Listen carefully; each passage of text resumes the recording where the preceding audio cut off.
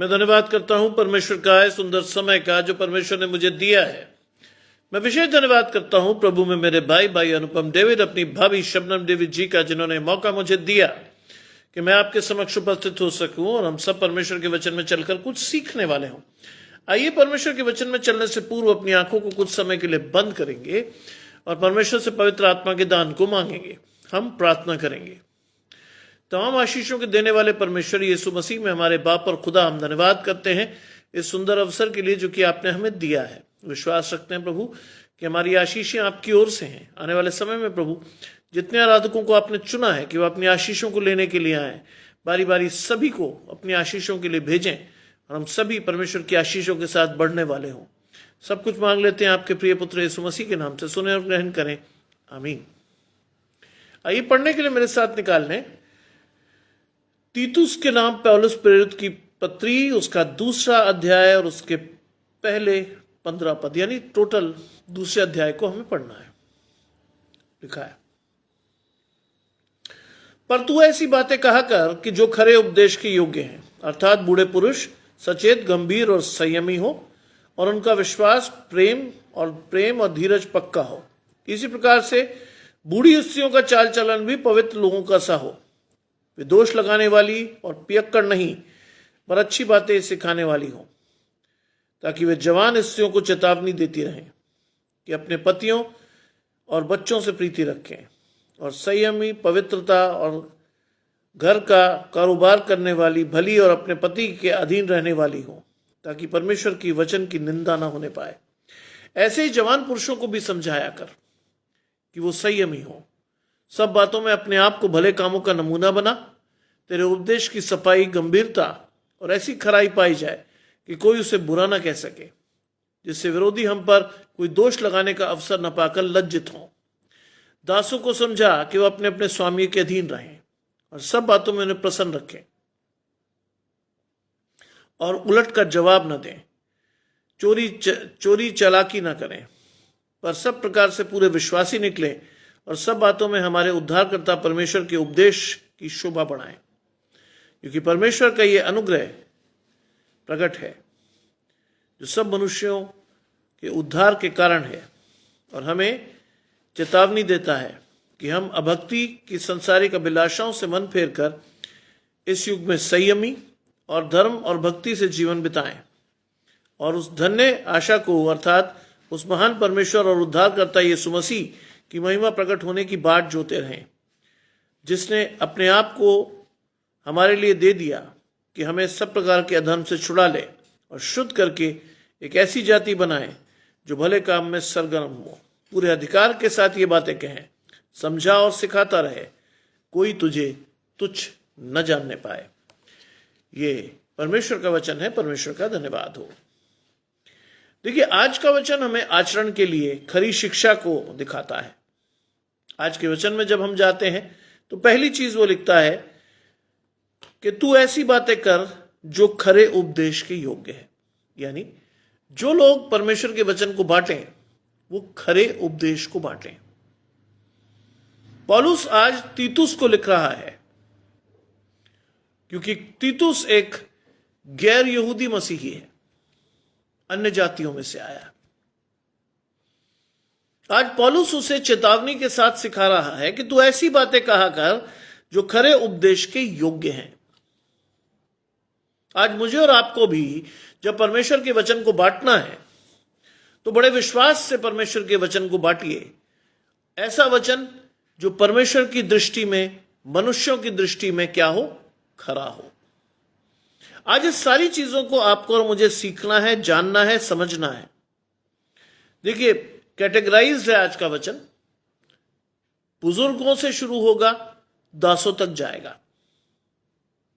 रोहिणी जी मेरे साथ जुड़ी हुई हैं। आशीष परमेश्वर की आपके और आपके घराने को। लिखा है, दूसरी आयत कहती है, अर्थात बूढ़े पुरुष सचेत, संयमी और गंभीर हो। बूढ़े पुरुष सचेत, संयमी, गंभीर। 3 व्यक्ति जब आप और मैं परमेश्वर में परिपक्व हो जाते हैं तो ये तीनों क्वालिटीज हमारे जीवन में होनी चाहिए। पहली चीज सचेत, रोहिणी जी मेरे साथ जुड़ी हुई हैं, आशीष परमेश्वर की आपके और आपके घराने को। लिखा है सचेत। पहली चीज मुझे और आपको क्या चाहिए? परमेश्वर के वचनों में पूरी तरह से चौकस रहकर चलिए कि शैतान हमें भरमा ना पाए, क्योंकि हर उस बड़े व्यक्ति की जिम्मेदारी होती है कि वो अपने आप को एक उदाहरण के रूप में प्रस्तुत करें जिससे कि उसको लोग फॉलो करें। हर एक बड़े आदमी, हर एक बड़े बुजुर्ग की ये जिम्मेदारी है। और लिखा है बूढ़े पुरुष सचेत गंभीर। मिशेल जी जुड़ते हैं, आशीष परमेश्वर की आशीष आपके और आपके घराने को। लिखता है कि सब क्या हो? सचेत गंभीर संयमी। तीतुस की पत्री उसका दूसरा अध्याय है आज हमारी आशीष। बुक ऑफ टाइटस चैप्टर 2, पूरा चैप्टर 2 हमारी आशीष है। लिखा है गंभीर और संयमी हो। संयम वो आशीष है जो मुझे और आपको क्रोध करने से, रोष करने से, बैर करने से रोकता है। परसिवियरेंस, संयम। You have to be very sure about yourself when you are with God. और आपको और मुझे तो 24 घंटे सचेत होना है कि कोई भी बात मेरे और आपके मुंह से ऐसे ना निकले जिससे हम परमेश्वर को शर्मिंदा करें। आवश्यकता अनुसार वही जो लोगों के लिए आशीष ठहरे। लिखा है गंभीर और संयमी हो और उनका विश्वास और प्रेम और धीरज पक्का हो। 3 आत्मिक आशीषें, विश्वास पहली, प्रेम दूसरी, धीरज तीसरी। Identify yourself with God. आज का वचन आपको और मुझे दिखाएगा कि मैं और आप कितने परमेश्वर के साथ हैं, कैसे मेरी और आपकी आशीष परमेश्वर के साथ है, क्या मैं और आप परमेश्वर को अपने जीवन में देखते हैं, कैसे देखते हैं, और क्या है मेरी और आपकी आशीष। Identify yourself with God. कहां मैं गलत हूं, कहां मुझे सुधारना है, अपने आप को कैसे सुधारना है। और मैं धन्यवाद करता हूं कि आए हुए मुझे सिर्फ 3 मिनट हुए हैं। This blessing was given to me by my elder son Simon Stanley. He gave me this passage and he said, go and preach. Tarsem भाई जुड़े मेरे साथ, आशीष परमेश्वर की आपके और आपके घराने को। लिखा है क्या हो? उनका विश्वास और प्रेम और धीरज पक्का हो। विश्वास, प्रेम, धीरज, नम्रता, संयम, ये है वो आत्मिक आशीषें जो परमेश्वर के साथ हमें जोड़ती हैं। माया जी मेरे साथ जुड़ रही हैं, आशीष परमेश्वर की आपके और आपके घराने को। सोचिए आज तीतुस को, जो एक गैर मसीही है, एक गैर यहूदी है, अन्य जातियों में से है, यह वचन परमेश्वर की ओर से पौलुस दे रहा है। यानी डायरेक्टली ये हमारी आशीष है। हम भी गैर यहूदी ही हैं, आप और मैं भी अन्य जातियों में से ही आए हैं। आज परमेश्वर हमें सिखा रहा है, दिखा रहा है व्हाट शुड यू डू, कैसे आपको और मुझे अपनी आशीषों के साथ बढ़ना है। लिखा है उसका विश्वास, प्रेम और धीरज परमेश्वर आगे बढ़ाता है, परमेश्वर सिखाता है, दिखाता है, कहता है कि ऐसे चलो। लिखा है इसी प्रकार बूढ़ी स्त्रियों का चाल चलन पवित्र लोगों सा हो। इट इज नॉट दैट पुरुष स्त्रियों की बात भी करता है। क्यों? ताराचंद भाई मेरे साथ जुड़ रहे हैं, आशीष परमेश्वर की आपके और आपके घराने को। बहुत साफ समझिए आज बात को। बूढ़ी स्त्रियों का चाल चलन भी अच्छा हो। जानते क्यों? क्योंकि जो स्त्री कर सकती है वो पुरुष कभी नहीं कर सकते। A lady can train his whole family with God. एक स्त्री अपने घराने को परमेश्वर के पास ले जाकर उसकी आशीष उसे दिला सकती है। कैसे? क्यों? क्योंकि वो सबसे पहली चीज क्या करती है? अपनी संतान को इस दुनिया में लाती है। हर बच्चे का आध्यात्मिक जुड़ाव अपनी मां से सबसे ज्यादा होता है। और वही उसको पहला स्कूल दिखाती है, पहला स्कूल भी वही होती है उसकी। और स्त्रियों को जब मैं देखता हूं तो मुझे हमेशा बाइबल की एक आयत स्मरण आती है, बच्चे को शिक्षा उसी मार्ग की दे जिस पर उसे चलना चाहिए, और वो बुढ़ापे तक भी उससे नहीं हटेगा। बलविंदर भाई मेरे साथ जुड़ रहे हैं, आशीष परमेश्वर की आपके और आपके घराने को।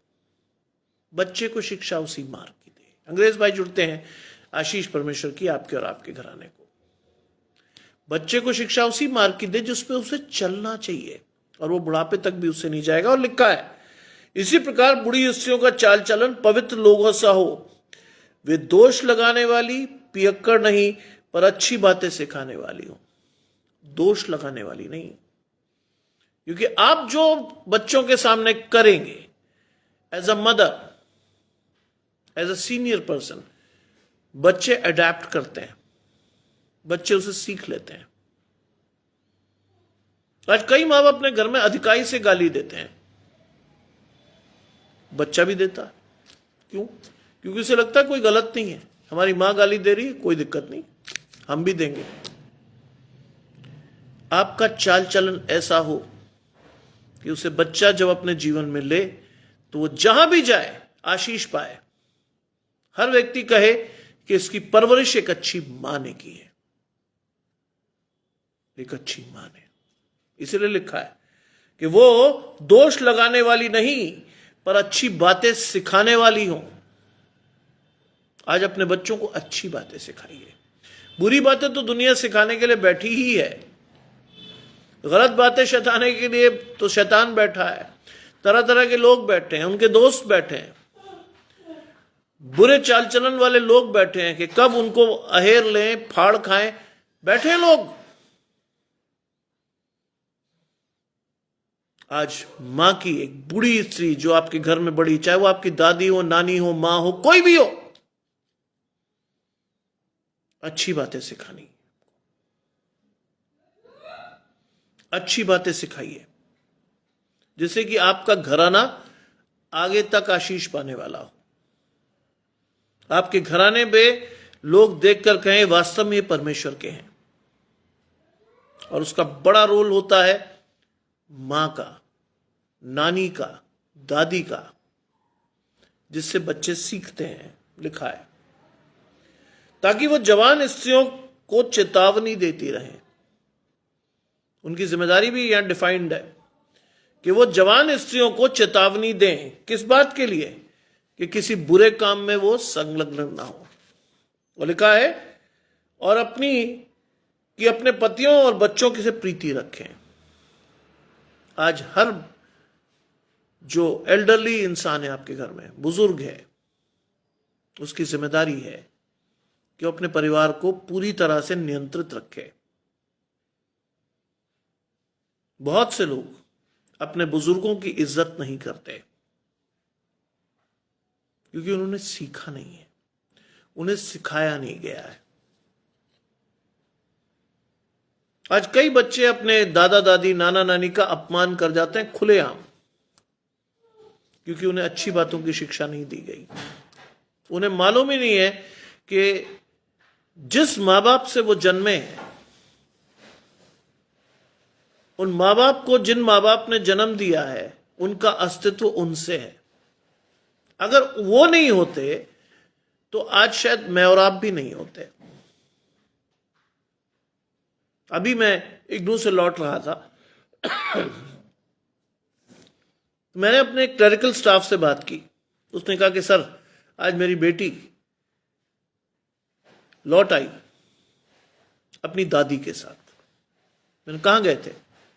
सर पिथौरागढ़ गए थे, हम वहीं के रहने वाले, तो मेरी मदर चाहती थी कि वो जाके मिल ले अपने लोगों से, और मेरी बेटी ले गई। उनकी 2 ही बेटियां हैं, बड़ी बेटी ले गई। बिल्कुल सही बात है। क्या मैं तेरे ठावना ढूंढू की तरह भला? नौमी और रूथ को देखें, सास बहू का रिलेशन है, लेकिन ना तो सास ने छोड़ा, ना बहू ने उसका पीछा छोड़ा। ना सास ने भला सोचना छोड़ा, ना बहू ने सास का पीछा छोड़ा। ऐसा रिलेशनशिप रखिए। सुनने में नामुमकिन लगेगा, लेकिन असंभव नहीं है। आज मैं बहुत घरों में इस बात को देखता हूं कि पता ही नहीं चलता कि कौन सास है कौन बहू है। इतनी यूनिटी पाते हूं, देखने को मिलती, खुशी होती है कि क्या संस्कार लेकर लड़की घर आई और क्या प्रेम उसकी सास ने उसे दिया। दोनों चीजें। ताली कभी एक हाथ से नहीं बजती है। कई लोग कंप्लेन करते हैं कि साहब मेरी बहू मेरी नहीं सुनती। अरे क्या आपने उसे इज्जत दी? यहां भी मैं अपने फादर को धन्यवाद दूंगा। उन्होंने कहा कि कोई अपनी बेटी को आपको देता है कि वो आपके वंश को, आपके घराने को बढ़ाए, आपकी जिम्मेदारी है कि आप भी उसकी उतनी ही इज्जत करें जिसके कि वो योग्य है। जरूरी है ये। आज ताली एक हाथ से नहीं बजती। लिखा है, और वे जवान स्त्रियों को चेतावनी देती रहें कि वो अपने पतियों और बच्चों से प्रीति रखें। अब देखिए क्या देना है आपको। अगर आप बड़े हैं घर में तो आपको क्या देना है अपने बच्चों को, पोती पोतों को? क्या? संयमी, पतिव्रता, घर का कामकाज करने वाली, भली और अपने पति के अधीन रहने वाली हो। ये गुण होने चाहिए जो कि आज नहीं है। संयमी।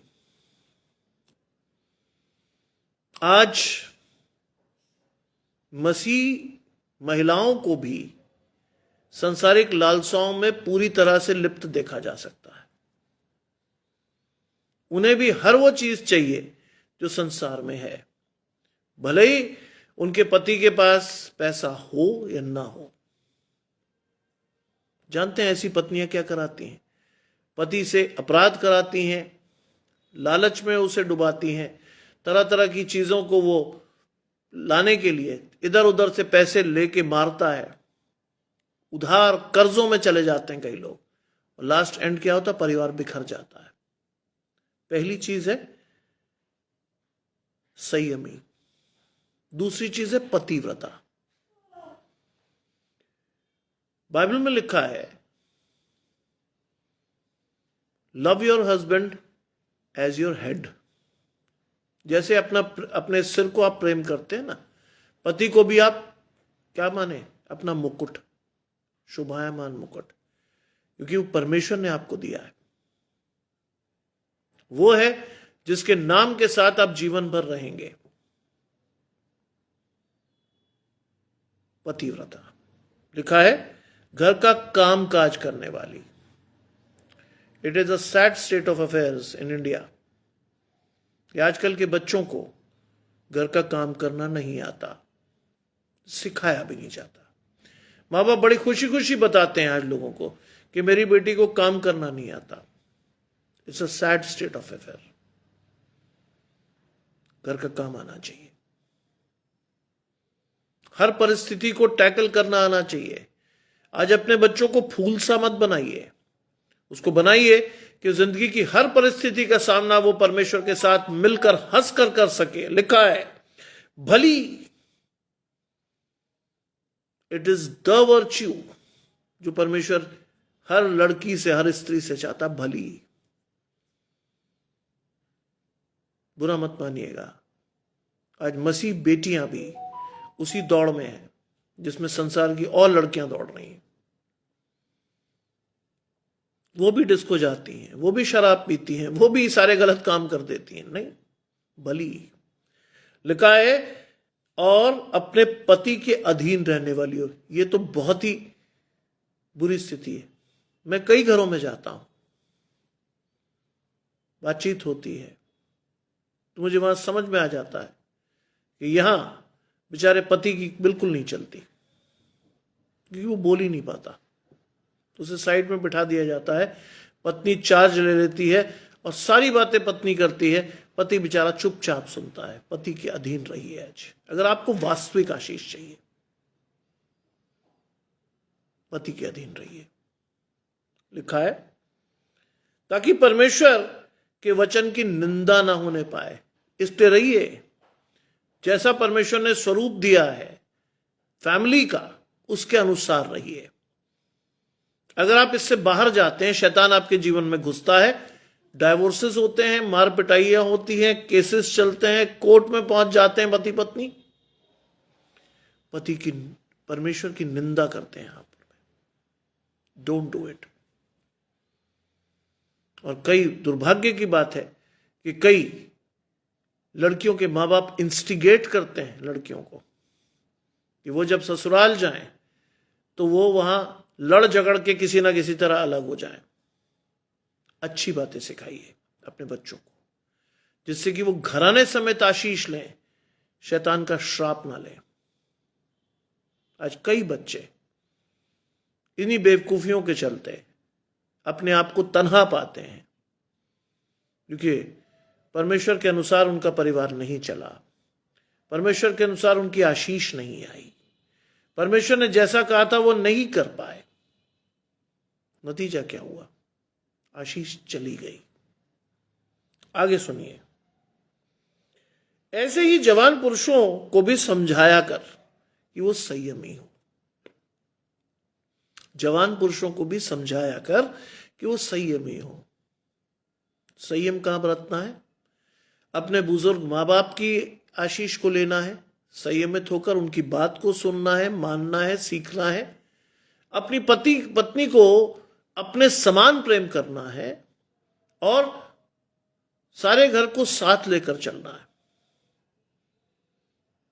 जवान पुरुषों यानी आने वाले समय में जो या तो हस्बैंड्स बनेंगे या हैं, उन सबको इस बात को समझना चाहिए कि उनकी पहली आशीष है संयम।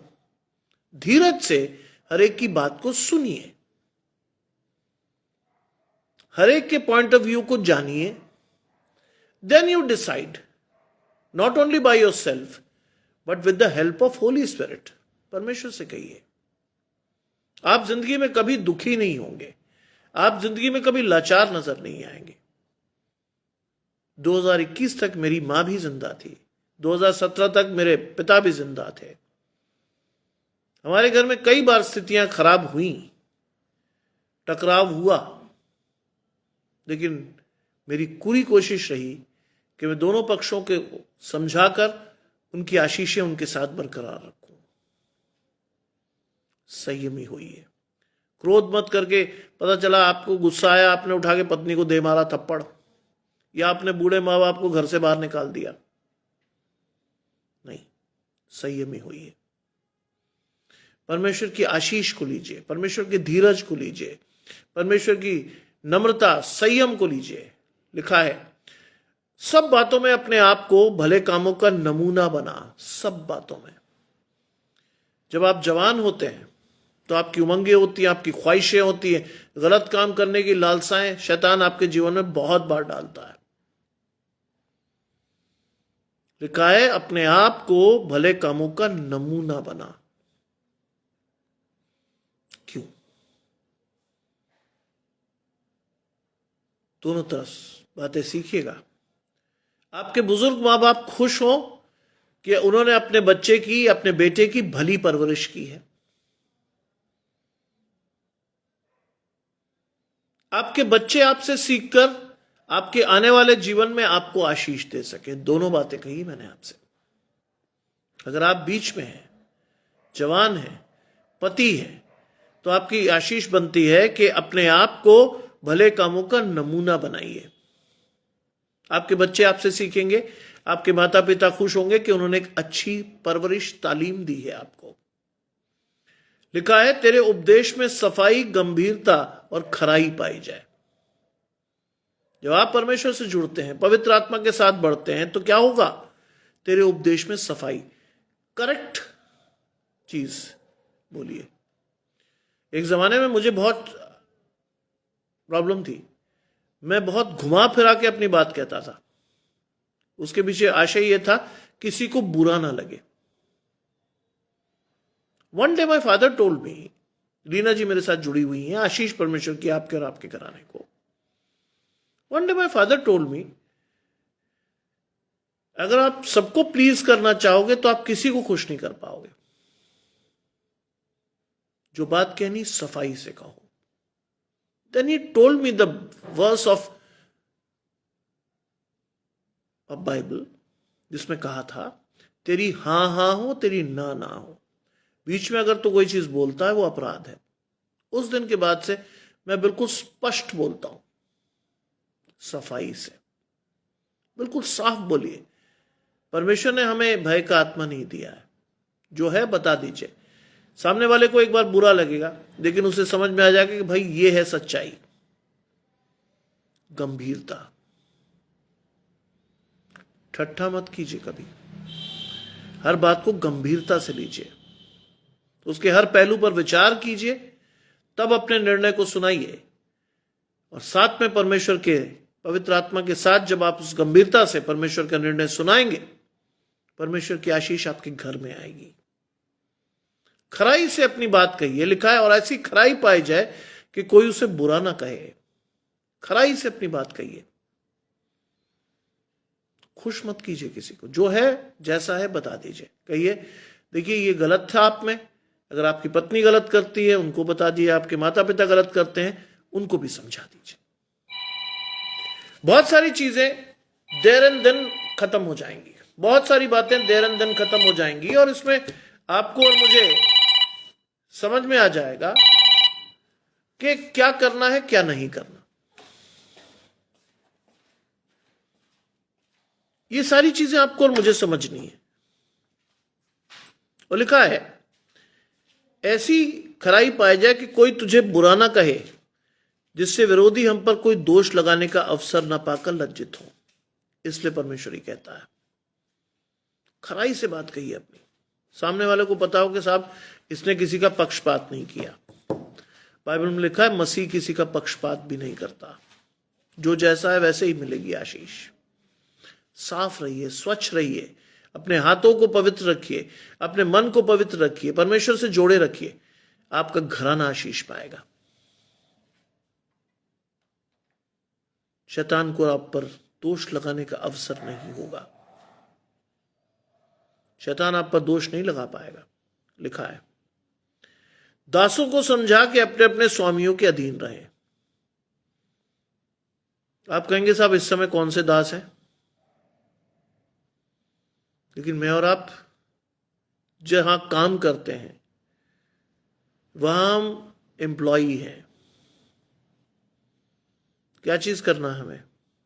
हमें अधीनता में रहना है, विद्रोह नहीं करना। जो बात हमें कही जाए उसको माननी है, विश्वास से अपने काम को करना है। कई बार मेरी क्लासेस में 1 या 2 बच्चे रह जाते हैं, जनरली प्रोफेसर्स भगा देते हैं, मैं नहीं भगाता। क्यों? क्योंकि अगर कोई बच्चा आउट ऑफ द ब्लू आपके नाम से पढ़ने आया, भले ही वो 1 या 2 हैं, तो उसकी आशीष उसे देकर भेजिए,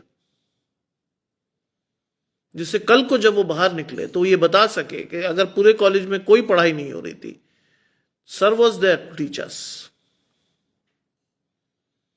आज आपको अपने फलों से दिखाना है परमेश्वर की आशीषों को दुनिया को। परमेश्वर ने ऊंचे पर खड़ा करके आपकी आशीषों को दिया है आपको, सिर्फ सहेज कर रखने के लिए नहीं। उन आशीषों को लेकर उस पर चलिए और चलकर अपनी आशीष को लीजिए।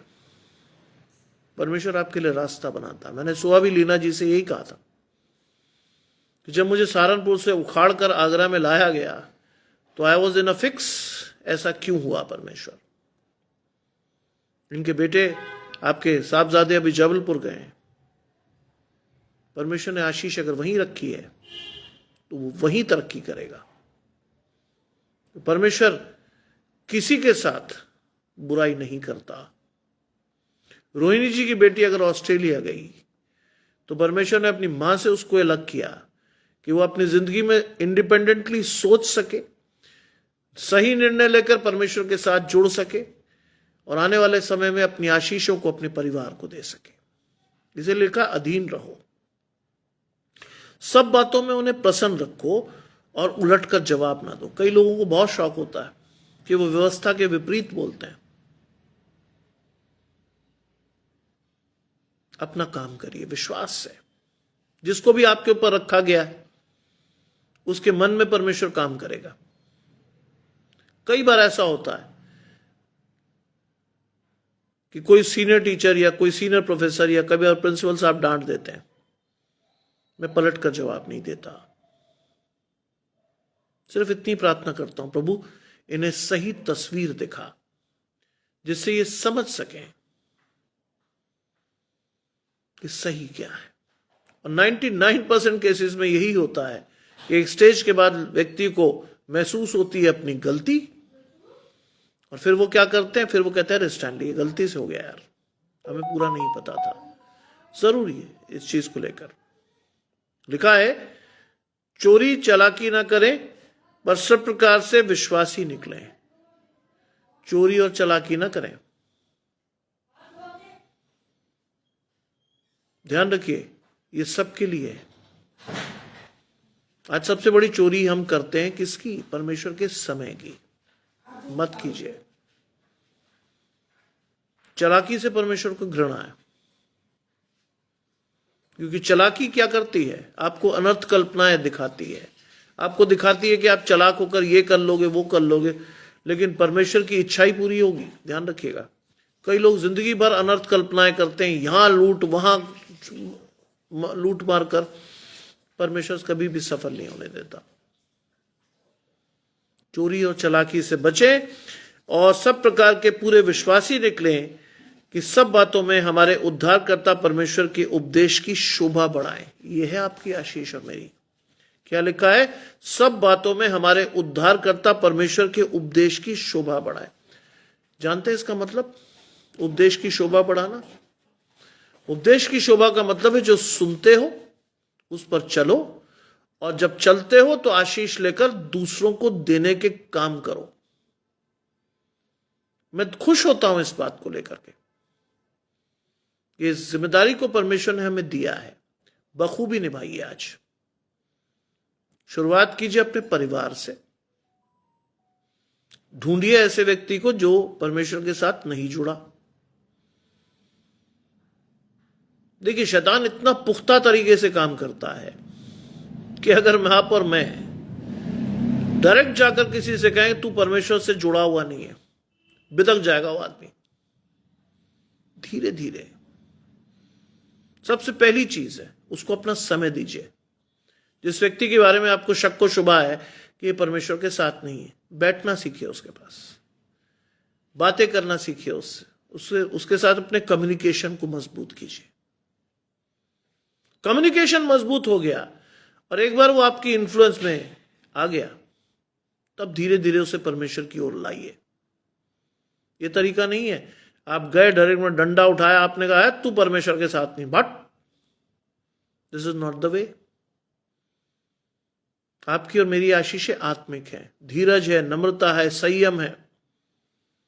उसके साथ जाइए ऐसे किसी व्यक्ति के पास और धीरे धीरे अपना दायरा बढ़ाइए। मैं तो आपसे कह रहा हूं आप सभी से, धीरे धीरे अपना दायरा बढ़ाइए। आपको कई ऐसे लोग मिल जाएंगे जो परमेश्वर के वचन को नहीं जानते होंगे। अपने कामों से परमेश्वर का प्रचार कीजिए। अपनी आशीषें लोगों को देना सीखिए। परमेश्वर आपकी आशीषें बढ़ाएगा। लिखा है सब बातों में हमारे उद्धारकर्ता परमेश्वर के उपदेश की शोभा बढ़ाएं। जो सुनते हैं उसे सीखिए, और जो सीखते हैं उस पर चलिए, और जो जिस पर चलते हैं उसकी आशीष को लोगों को दीजिए। उपदेश की शोभा। 11वीं आयत कहती है क्योंकि परमेश्वर का यह अनुग्रह प्रकट है जो सब मनुष्य के उद्धार का कारण है। आज परमेश्वर का अनुग्रह प्रकट है, बहुत साफ है, छुपा हुआ नहीं है, प्रकट है, सबको पता है। मसीहत अलग सोच का विषय है। अन्य धर्मों में तो सब जगह लिखा है कि भाई साहब अगर कोई एक चांटा मारे तो 6 मारो उसके। नसीहत में नहीं लिखा। इसीलिए कहते हैं कि परमेश्वर का अनुग्रह प्रकट है और सब मनुष्य के उद्धार का कारण है। लोगों को उनके उद्धार के लिए मदद कीजिए। जानते क्यों? आप किसी की मदद करेंगे, उसको उद्धार के लिए प्रेरित करेंगे, आपके परिवार को उलटकर आशीष मिलेगी। आपके परिवार को उलटकर परमेश्वर आशीष देगा। मैं खुश होता हूं जब कल परसिस जी ने मुझे पूछा कि आपके हस्बैंड, आपका नाम तो मुझे मालूम है लेकिन बच्चों के नाम भी मुझे पता है, लेकिन सबके एक बार नाम बताइए। मुझे समझ नहीं आया वो क्यों पूछती हैं, लेकिन उन्होंने पूछा और पूछने के बाद उन्होंने कहा, मैं आपके पूरे परिवार को अधिकाई से आशीष देती हूं। ये है आशीष। लिखा है कि सब मनुष्य के उद्धार का कारण हो। आगे क्या लिखता है? और हमें चेतावनी देता है कि हम अभक्ति और सांसारिक अभिलाषाओं से मन फेर कर, हमें चेतावनी भी देता परमेश्वर का वचन। योगेश भाई जुड़ रहे हैं। आशीष परमेश्वर की आपके और आपके घराने को। लिखा है और हमें चेतावनी देता है कि हम अभक्ति और सांसारिक अभिलाषाओं से मन फेर कर इस युग में संयम, धर्म और भक्ति से जीवन बिताएं। सांसारिक अभिलाषाओं को छोड़ना है। करेक्ट, बिल्कुल साफ लिखा है। फंसना नहीं है उसमें। क्योंकि एक बात आपको समझ आ जानी चाहिए कि एक मसीह के जीवन में पहली आशीष आत्मिक है और उससे चलकर आएंगी आपकी शारीरिक आशीष है। परमेश्वर आपको हर भली वस्तु देगा, फॉर श्योर। जवान सिंहों को तो घटी होती है और वो भूखे भी रह जाते हैं। यहोवा के खोजियों को किसी भली वस्तु की घटी नहीं होगी। ये आशीष आप पर और मेरे पर ठहरा दी गई है। इसीलिए लिखा है, परमेश्वर का वचन हमें चेतावनी देता है कि हम अभक्ति और सांसारिक अभिलाषाओं से मन फेर कर इस युग में संयम, धर्म और भक्ति, 3 आशीषें दी हैं। संयम, धर्म, भक्ति। संयम से परमेश्वर के साथ जुड़े रहें, आशीषों का इंतजार करें। धर्म का अर्थ है जिसे आप और मैं धारण करते हैं। आज लोग सेक्स को रिलीजन मानते हैं। धर्म का वास्तविक अर्थ है आप और मैं उस चीज को जो धारण करते हैं अपने जीवन की आशीष के रूप में, वो परमेश्वर चाहता है कि मैं और आप धारण करें सही चीज। और क्या लिखा है? भक्ति। गलत जगह पर अपने आप को मत जोड़िए। गलत जगह पर कई लोग जोड़ लेते हैं, उन्हें पता ही नहीं चलता। आज शैतान भरमाने वाले रूप में है खड़ा। एक बात हमेशा याद रखिएगा मेरी, शैतान बाइबल बहुत अच्छी तरह जानता है। शैतान बड़ी आसानी से बाइबल को तोड़ मरोड़ कर आपको सुना सकता है, लेकिन वही व्यक्ति बचेगा जो पवित्र आत्मा के साथ परमेश्वर के वचन को अधिकाई से पढ़ता होगा। वरना बाइबल में लिखा है, बहुत से विश्वासी भरमा लिए गए हैं, बहुत से भरमाने को हैं। लोग भरमा लिए जाते बड़े आराम से, क्योंकि उन्होंने धीरे धीरे बाइबल के द्वारा आपको अपनी तरफ करना होता है। आप हो जाते हैं, फिर उनकी नजर आपकी आशीषों को दिलवाने में नहीं होती, उनकी नजर होती है आपकी जेब पर। कहां से ये आदमी कैसे देगा पैसे, फिर आप देते हो। परमेश्वर की एक बात हमेशा याद रखिएगा जीवन में, परमेश्वर की आशीषें बिकाऊ नहीं है।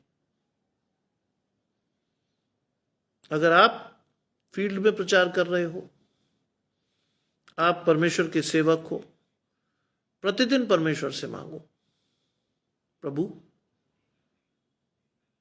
मेरे लिए लोगों को खड़ा कर, उनके मन को परिवर्तित कर, जिससे कि वो मेरी आशीषों को दे सके। आप देखेंगे लोग अपने आप आपके लिए कर लेंगे। आपको किसी भली वस्तु की घटी नहीं होगी। लोग अपने आप आपको आकर दे जाएंगे, क्योंकि उन्हें मालूम है परमेश्वर उनके मन को बदलेगा, परमेश्वर उनके मन में डालेगा इसकी मदद कर। और जब परमेश्वर देता है तो दुख मिलाकर नहीं देता, ध्यान रखिएगा। आप और मैं इधर उधर से लालच करके किसी की जेब पर डाका डाल के ले सकते हैं, लेकिन आशीष नहीं आएगी। आशीष के लिए परमेश्वर से मांगिए। क्या कहा था? हे शाऊल तू मुझे क्यों सताता है? आंखों में छिलके से गिरे और आंखें बंद कर दी गई। और एक समय में परमेश्वर ने जब उसकी उस स्थिति को देखकर उसे आशीष दी, तो एक व्यक्ति को भेजा गया, कहा गया उस पर प्रार्थना कर। उसकी आंखों से छिलके गिरे और वो परमेश्वर की आशीषों को देखने लगा। मांगिए आज परमेश्वर से कि प्रभु मेरे लिए भी ऐसे लोगों को खड़ा कर जो मेरी आशीषों को, आत्मिक आशीषों को मुझे दिखा सके। आपकी आशीषें परमेश्वर से हैं, मनुष्यों से नहीं, लिखा है। सारी संसारिक अभिलाषाओं से मन फेरकर इस युग में संयम, धर्म और भक्ति से जीवन बिताएं और उस धन्य आशा को अर्थात अपने महान परमेश्वर और उद्धारकर्ता यीशु मसीह की महिमा प्रकट होने की बाट जो है। बड़ी बड़ी आशीषें हैं ये सब। धन्य आशा, धन्य आशा का मतलब अनंत जीवन की आशा, जो आपको परमेश्वर के पास पहुंचाएगी, जो आपकी आशीषों को परमेश्वर से दिलवाएगी और आपको हमेशा के लिए परमेश्वर से जोड़ देगी। मांगिए आज इस चीज को, धन्य आशा। लिखा है अर्थात महान परमेश्वर और उद्धारकर्ता यीशु मसीह, दोनों चीजें हैं, महान परमेश्वर और उद्धारकर्ता यीशु मसीह। पुनरुत्थान की आशीष आपने किससे पाई? यीशु मसीह से। किसके लहू से आप और मैं धोए गए? यीशु मसीह के। किसने आपको अनंत जीवन की आशा का वरदान दिया? यीशु मसीह ने। किससे? महान परमेश्वर से। जानते हैं कुरान में यीशु मसीह का नाम 25 बार आया है। 25 बार। And that shows the importance of Jesus Christ even in Islam. पता होना चाहिए ये बात।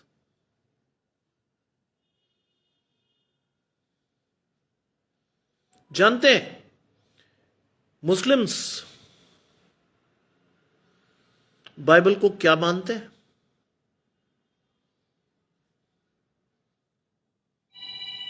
They call it इल्हामी किताब। इल्हामी का मतलब जानते हैं? Book written by the holy spirit. That is the correct thing, इल्हामी किताब। आप कभी किसी मुस्लिम से पूछिएगा, they revered Bible but we don't. ये शर्म की बात है। वो बाइबल की इज्जत करते हैं लेकिन हमारे जीवन में कोई इज्जत नहीं। हमारे घर में 4 बाइबल होंगी, 6 बाइबल होंगी, कहां होंगी पता नहीं। हमारे घर में बच्चे दक्ष होंगे, बड़े बड़े डिग्रीज के साथ होंगे, परमेश्वर के वचन के बारे में कुछ नहीं पता। माँ बाप बड़े अच्छे पदों पर हैं, काम करते हैं सुबह से शाम तक, ये है वो है, लेकिन 10 मिनट नहीं होते कि परमेश्वर के साथ प्रार्थना कर लें। कैसी आशीष है हमारी। अभी भी शायद हम संसारिक अभिलाषाओं को छोड़ नहीं पाए, लेकिन हमें दोनों चीजें चाहिए। कई लोगों को तो मैं वाकई देखता हूं तो मुझे बड़ी हैरत होती है, उन्हें दोनों चीजें चाहिए। संसारिक अभिलाषाएं भी चाहिए, डिस्को भी जाना है, शराब भी पीनी है, सिगरेट भी पीनी है, गर्लफ्रेंड बॉयफ्रेंड के सारे हिसाब किताब भी चलाने हैं, लेकिन परमेश्वर भी चाहिए। पॉसिबल ही नहीं है, पॉसिबल ही नहीं है ही नहीं। लोग बेचारे जिंदगी भर लगे रहते हैं उसी उल्टे उलट फेर में, ये कर ले तो ये हो जाएगा, वो कर ले तो वो हो जाएगा। होगा कुछ भी नहीं। कोरे गए थे कोरे ही जाओगे, क्या फायदा। लिखा है उद्धारकर्ता यीशु मसीह की महिमा प्रकट होने की बाट जोते रहे। क्या है महिमा प्रकट होने की बाट? न्याय का दिन। महिमा के साथ आएगा यीशु मसीह न्याय करने को। आज इसीलिए तो बहुत विश्वास से इस बात को समझिए कि अगर आप और मैं अनुग्रह की इस आशीष को अपने जीवन में ऐसे ही जाने दे रहे हैं, नुकसान है बहुत बड़ा। अनुग्रह की आशीष इसलिए है कि आप और मैं पश्चाताप करके निर्दोष ठहरे, परमेश्वर की दाहिनी ओर खड़े हों। लेकिन आप और मैं अगर हल्के में ले रहे हैं तो we are not going to get our desired blessings for sure. हमें नहीं मिलेगी वो आशीष। लिखा है, जिसने अपने आप को हमारे लिए दे दिया कि वो हमें सब प्रकार के अधर्म से छुड़ा ले। जिसने अपने आप को दिया, यीशु मसीह ने अपने आप को दिया कि हमें सब अधर्म से छुड़ा ले और शुद्ध करके अपने आप में क्या बनाए, एक ऐसी जाति बनाए जो भले कामों में सरगर्म। भले कामों से आज परमेश्वर हमें हर बुराई से छुड़ाकर एक ऐसी जाति के रूप में देखना चाहता है जो भले कामों में सरगर्म हो। क्या लिखा है बाइबल में? बाइबल बहुत साफ कहती है, भला होता तुम सरगर्म होते या ठंडे, लेकिन तुम गुनगुने हो, मैं तुम्हें अपने मुंह से उगलने पर हूं। उगलने पर है आज परमेश्वर आपको, मुझे। जी, आज उगलने पर है परमेश्वर आपको और मुझे। सोचिए, कहां है आप और मैं, कहां है मेरी और आपकी सोच? क्या करना है, क्या नहीं करना है, परमेश्वर ने हमें चुनने की स्वतंत्रता दी है। लेकिन मैं और आप अगर आज भी अपने जीवन में कुछ नहीं कर पा रहे तो ये हमारी गलती है, परमेश्वर की नहीं। परमेश्वर की आशीषें तो वही है, लेकिन मैं और आप आशीष लेने के लिए तैयार नहीं खड़े। आज मांगिए परमेश्वर से अपनी आशीषों को, विश्वास से परमेश्वर के साथ बढ़िए। धन्यवाद करते हुए परमेश्वर से कहिए, प्रभु मेरी आशीष मुझे दे। और लिखा है, पूरे अधिकार के साथ ये बातें कहे। जब मेरे बेटे ने मुझे इसे लास्ट वर्स को मुझे पढ़ाया तो विश्वास हुआ मुझे कि परमेश्वर ने इस वचन को आज उसे दिया है। पूरे अधिकार से कहे ये बातें। परमेश्वर ने अधिकार से कहने की बात कही है ये। Emphatically we have to assert for our blessings। विश्वास से, अधिकार से अपनी आशीषों को लीजिए। और लिखा है, समझा और सिखाता रहे। सोचिए, मेरे बेटे को यह आशीष दी परमेश्वर ने। लिखा है, समझा और सिखाता रहे, निरंतर सीखिए। इसीलिए परमेश्वर ने इस आशीष को मेरे साथ रखा हुआ है। निरंतर निरंतर सीखिए, सुबह शाम सीखिए, नए नए आशीषों के साथ सीखिए, परमेश्वर के नए वचन के साथ सीखिए, निरंतर सीखिए, सीखने की इच्छा रखिए। लिखा है, समझा और सिखाता रहे, कोई तुझे तुच्छ न जानने पाए, कोई तुझे तुच्छ न जानने पाए। परमेश्वर का स्वभाव रहेगा, परमेश्वर की आशीषें रहेंगी, परमेश्वर का आपके जीवन में प्रवेश रहेगा। लोग अपने आप आपकी इज्जत करेंगे, अपने आप। विश्वास के साथ बढ़कर अपनी आशीषों को लेकर परमेश्वर के पास जाइए। कहिए परमेश्वर से, प्रभु मेरी आशीष मुझे दे, मेरे विश्वास को मत छल और मुझे अपनी ओर मोड़, ऐसा जोड़ कि कोई बंधन मुझे तोड़ ना सके। आइए प्रार्थना करें। विशेषकर हम प्रार्थना करेंगे मंजू गुप्ता जी के लिए, क्योंकि योगेश भाई ने मुझे फोन करके बताया कि उनका एक्सीडेंट हुआ, गाड़ी पलट गई, 4 पसलियां टूट गई हैं, अस्पताल में बड़ी क्रिटिकल कंडीशन में है। आज उनकी आशीषों को मांगना है। बाइबल कहती है कि जब तुम दूसरों के लिए प्रार्थना करते हो तो परमेश्वर तुम्हारी आशीष देगा। आइए हम सभी विश्वास से उनके लिए प्रार्थना करेंगे, जो दिल्ली में शायद मैक्स हॉस्पिटल में भर्ती हैं, 4 पसलियां टूटी हैं, बुजुर्ग हैं, तकलीफ है। प्रार्थना कीजिए कि परमेश्वर उनकी आशीष उन्हें दे। एक एक हड्डी, एक एक बाल की रक्षा परमेश्वर करता है। प्रार्थना करें कि प्रभु उनकी आशीष उन्हें दे, उनके विश्वास को बढ़ाए। आइए प्रार्थना करें। तमाम आशीषों के देने वाले परमेश्वर यीशु मसीह में हमारे बाप और खुदा, धन्यवाद करते हैं सुंदर अवसर के लिए जो कि आपने हमें दिया है। विश्वास करते हैं प्रभु कि हमारी आशीषें परमेश्वर की ओर से हैं। आने वाले समय में प्रभु विशेषकर अपनी बहन मंजू जी को याद करते हैं जो मैक्स हॉस्पिटल में क्रिटिकल कंडीशन में है। कार एक्सीडेंट से उन्होंने बहुत तकलीफ उठाई है। उनकी तकलीफें कम कर प्रभु। अपना दाहिना धर्मी हाथ उनके जीवन में रख दें। उनकी पसलियों की तकलीफ में जो डॉक्टर उन्हें इलाज देते हैं उसको इतनी अकल समझ दे कि वो सही इलाज करें, जिससे कि आपकी बहन, आपकी बेटी बहुत जल्द स्वस्थ होकर परमेश्वर का धन्यवाद कर सके कि जैसा हम लोगों ने मांगा था एक बार फिर से परमेश्वर ने आशीष के रूप में उन्हें दिया। जितने लोग उनकी सेवा खिदमत करते हैं हर एक को आशीष दे, हर एक को संभाले। हमें से जितने लोग तरह तरह की तकलीफों, दुखों और परेशानियों में घिरे हैं प्रभु, सभी की आशीष उन्हें दे प्रभु। विश्वास से हर जन आपकी ओर देखता हुआ आगे बढ़ सके। सब कुछ मांग लेते हैं आपके प्रिय पुत्र यीशु मसीह के नाम से, सुने और ग्रहण करें, आमीन। आप सभी को परमेश्वर की आशीषें लगातार मिले। विश्वास के साथ आप परमेश्वर के साथ जुड़ें। धन्यवाद के साथ परमेश्वर को सदा अपने जीवन में लेते रहें।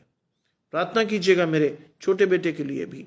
कल उसका टेस्ट है साइंस का, कि मैं जो उसके बाद अभी बैठूंगा, हम लोग प्रार्थना में जाएंगे, उसके बाद फिर मैं उसके टेस्ट में जो कल उसके पेपर में आना है उसको सुनूंगा। बहुत लंबा समय लगेगा, 11 साढ़े 11 बज जाते हैं, लेकिन प्रभु उसकी आशीष उसे दे। आप सबको शुभ रात्रि और आप सबको जय मसीह।